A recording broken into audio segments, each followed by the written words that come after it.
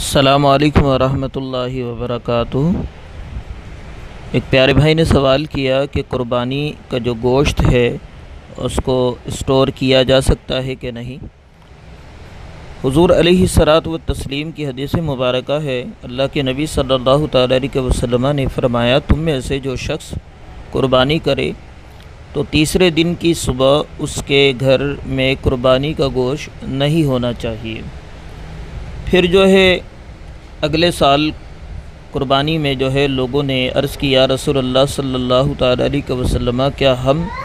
اسی طرح کریں، یعنی سابقہ سال جس طریقے سے ہم نے تیسرے دن قربانی کا گوشت ختم کر دیا تھا تو کیا اسی طرح کریں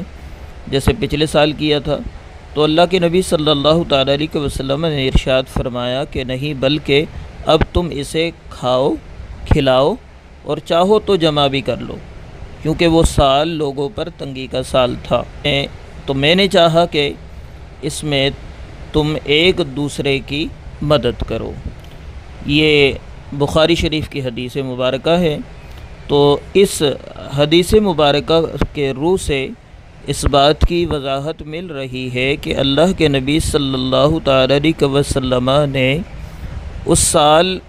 صحابہ کرام کو ترغیب دی کہ تیسرے دن ہی گوشت کو، قربانی کے گوشت کو ختم کر دو۔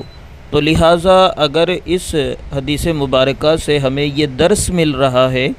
کہ موجودہ جو صورتحال ہے وہ کرونا اور لاک ڈاؤن کے صورتحال ہیں، تو کچھ لوگ تو تقریباً جاب لیس ہو چکے ہیں، اپنے روزگار کو چھوڑ چکے ہیں،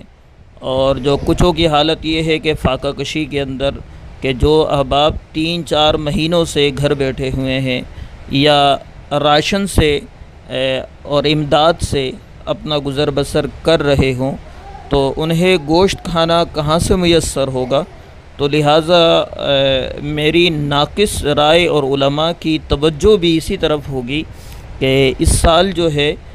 قربانی کا گوشت زیادہ اسٹور نہ کیا جائے، اگرچہ اسٹور کرنے کی اجازت ہے تو لیکن زیادہ اسٹور نہ کیا جائے، بلکہ غریب غربا میں، نادر لوگوں میں اس کو تقسیم کر دیا جائے تاکہ ان لوگوں کی دسترسی ہو سکے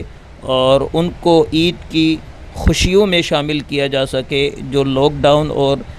موجودہ صورتحال سے متاثر ہیں۔ اللہ پاک سے دعا ہے خالق کائنات سمجھنے اور عمل کی توفیق عطا فرمائے۔